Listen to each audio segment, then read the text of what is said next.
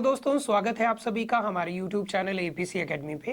दोस्तों, हाल ही में बिहार विधानसभा में राज्य के मुख्यमंत्री नीतीश कुमार के द्वारा सदन में विश्वास प्रस्ताव को पेश किया गया। विश्वास प्रस्ताव की अगर हम बात करें तो ये राज्य सरकार के द्वारा सदन में बहुमत साबित करने का एक माध्यम होता है। तो आज के हम इस वीडियो में पढ़ेंगे कि अविश्वास प्रस्ताव क्या है और ये विश्वास प्रस्ताव से किस तरह से भिन्न है, राज्य में सरकारों का गठन किस आधार पर किया जाता है। तो चलिए इस वीडियो को स्टार्ट करते हैं। देखिए, राज्य की जो सरकारें होती हैं वो राज्य विधानसभा के प्रसाद पर्यंत होती हैं। इट मीन्स कि विधानसभा ये निर्धारित करती है कि राज्य में सरकार कौन होगी। विधानसभा की बात करें तो विधानसभा में सदस्यों की संख्या होती है और सदस्यों की संख्या में से आधे से अधिक सदस्य जो है उस सरकार के पक्ष में होते हैं। तो इसे हम कहते हैं कि सरकार को जो है विधानसभा में बहुमत प्राप्त है। तो देखिए, राज्य में जब सरकार का गठन होता है, राज्य के मुख्यमंत्री की जब नियुक्ति होती है तो उन्हें विधानसभा में बहुमत साबित करने के लिए कहा जाता है और वो बहुमत साबित करने के लिए सदन में विश्वास प्रस्ताव को पेश करते हैं। यदि सदन विश्वास प्रस्ताव को पारित कर देती है तो सरकार बनी रहती है। अगर सदन उस प्रस्ताव को पारित नहीं करती है, इट मीन्स पारित करना मीन्स 50% से ज्यादा लोग उसके समर्थन में नहीं होते हैं, तो मौजूदा सरकार को हटना होता है और मुख्यमंत्री को त्यागपत्र देना पड़ता है। तो राज्य की जो सरकारें होती हैं वो विधानसभा पे आधारित होती हैं, उन्हें विधानसभा में बहुमत प्राप्त होना जरूरी है। तो अगर हम बात करें संवैधानिक प्रावधानों की, तो संवैधानिक प्रावधानों के मुताबिक राज्य में कोई भी सरकार तभी काम कर सकती है जब राज्य विधानसभा में उन्हें बहुमत प्राप्त हो। इसके अलावा अगर हम बात करें कि जब कभी विपक्ष को ये लगता हो कि वर्तमान सरकार के पास विश्वास नहीं है, सदन में उन्हें विश्वास नहीं है, जनता में उन्हें विश्वास नहीं है, तो वह सदन में अविश्वास प्रस्ताव को ला सकती है और मौजूदा सरकार को हटा सकती है, सरकार को गिराने की कोशिश कर सकती है। सामान्यतः हम अपनी बोलचाल की भाषा में कहते हैं कि सरकार गिर गई, इट मीन्स सरकार हटा दी गई। ओके, आगे हम बात करते हैं फ्लो टेस्ट की कि फ्लो टेस्ट क्या होता है। देखिए, फ्लो टेस्ट जो है एक माध्यम है, ठीक है। फ्लो टेस्ट एक निर्धारित करने में यह मदद करता है कि वर्तमान सरकार के पास बहुमत है या नहीं है। तो अगर हम बात करें कि हमें कैसे पता लगेगा कि मौजूदा सरकार के पास बहुमत है या नहीं है, तो उन्हें सदन में एक रेजोल्यूशन या प्रस्ताव लाना पड़ता है। उसके आधार पर यह तय किया था और उसी एक प्रोसीजर को कहा जाता है फ्लो टेस्ट, ठीक है, जिसमें यह जांचा जाता है कि मौजूदा सरकार के पास बहुमत है या नहीं है। जब किसी राज्य की विधानसभा में यह फ्लो टेस्ट बुलाया जाता है तो मुख्यमंत्री को बहुमत साबित करना होता है, ठीक है। फ्लो टेस्ट असफल होने पे मुख्यमंत्री को त्यागपत्र देना पड़ता है। अगर फ्लो टेस्ट जो है असफल हो गया, यानी मुख्यमंत्री जो है बहुमत साबित नहीं कर पाए, तो उन्हें त्यागपत्र देना होता है। तो हम सामान्यतः कहेंगे कि उनकी सरकार गिर गई। आगे बात करते हैं विश्वास प्रस्ताव की। तो देखिए, जब राज्य में सरकार का गठन होता है, मुख्यमंत्री की नियुक्ति होती है, तो मुख्यमंत्री को जो है सदन में बहुमत साबित करना होता है। तो वो सदन में प्रस्ताव लाते हैं, विश्वास प्रस्ताव, जिस तरह से बिहार के मुख्यमंत्री नीतीश कुमार जी ने सदन में इस प्रस्ताव को पेश किया।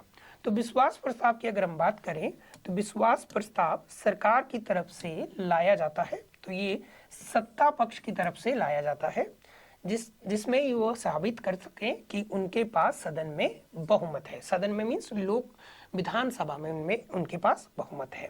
विश्वास प्रस्ताव सदन में पेश होने के बाद इस पे चर्चा कराई जाती है और अंत में मतदान होता है कि कितने सदस्य सरकार के पक्ष में है और कितने सदस्य विपक्ष में है। अगर विधानसभा के आधे से अधिक सदस्य जो हैं वो सरकार के पक्ष में होते हैं तो सरकार बनी रहती है। अगर आधे से अधिक विपक्ष में होते हैं तो सरकार गिर जाती है या सरकार हटा दी जाती है।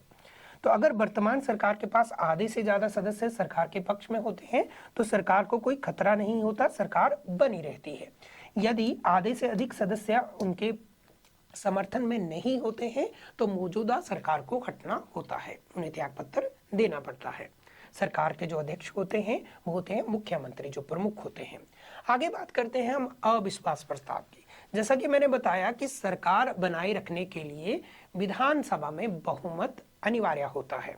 तो 5 सालों तक जो है विधानसभा में बहुमत बरकरार रहना चाहिए।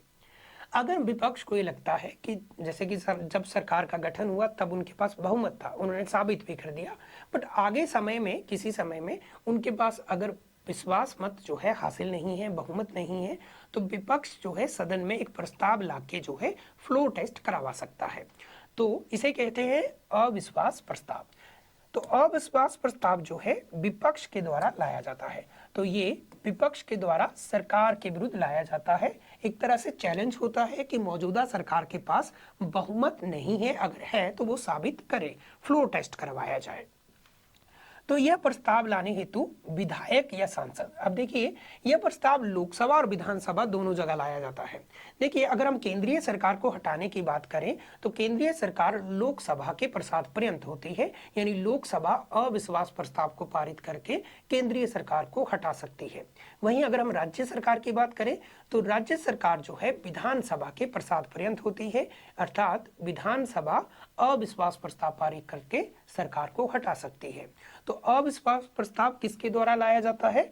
तो यह प्रस्ताव लाने हेतु विधायक यानी एमएलए और सांसद एमपी विधानसभा या लोकसभा के अध्यक्ष को लिखित में सूचना देंगे। अगर यह प्रस्ताव विधानसभा में लाया जा रहा है तो विधानसभा का कोई एक मेंबर विधानसभा के अध्यक्ष को एक लिखित सूचना देता है। ठीक है। अगर यह प्रस्ताव लोकसभा में लाया जा रहा है तो लोकसभा का कोई एक मेंबर लोकसभा के अध्यक्ष को लिखित में सूचना देगा। विधानसभा अध्यक्ष से मंजूरी के पश्चात जो है अविश्वास प्रस्ताव को पेश किया जाता है, यानी इसे विधानसभा के अध्यक्ष और लोकसभा के अध्यक्ष की मंजूरी के बाद ही सदन में लाया जा सकता है। इसके अलावा नोटिस मंजूर होने के 10 दिन के भीतर जो है बहस कराई जाती है, चर्चा कराई जाती है और उसके बाद मत विभाजन किया जाता है। मत विभाजन की बात करें तो अविश्वास प्रस्ताव पे चर्चा पूरी होने के बाद लोकसभा या विधानसभा के अध्यक्ष जो है मत विभाजन, ध्वनि मत और मत पत्र के जरिए जो है मतदान कराते हैं। तो मतदान वो किस तरीके से करा सकते हैं? वो मत विभाजन कर सकते हैं, मत पत्र जारी कर सकते हैं और ध्वनि मत से भी जो है ये मतदान किया जा सकता है। लोकसभा में नियम 198 के तहत अविश्वास प्रस्ताव लाने की व्यवस्था की गई है। तो लोकसभा की अगर हम बात करें तो उसका एक नियम है 198, उसके तहत अविश्वास प्रस्ताव लाने की व्यवस्था की गई है।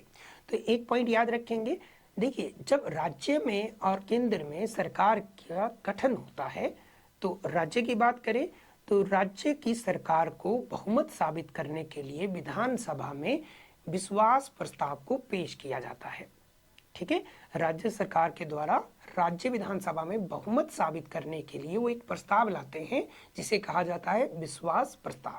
पारित होने पर यानी अगर विधानसभा के 50% से अधिक मेंबर सरकार के पक्ष में होते हैं, समर्थन में होते हैं, तो राज्य सरकार बनी रहती है। अगर नहीं होते हैं तो सरकार को हटना पड़ता है। इन बिटवीन अगले 5 वर्षों के भीतर विपक्ष को ये लगे कि मौजूदा सरकार के पास बहुमत नहीं है तो वो फ्लोर टेस्ट करवाने के लिए, जांच करवाने के लिए, बहुमत साबित करवाने के लिए जो है प्रस्ताव लाएगी, उसे कहा जाता है अविश्वास प्रस्ताव।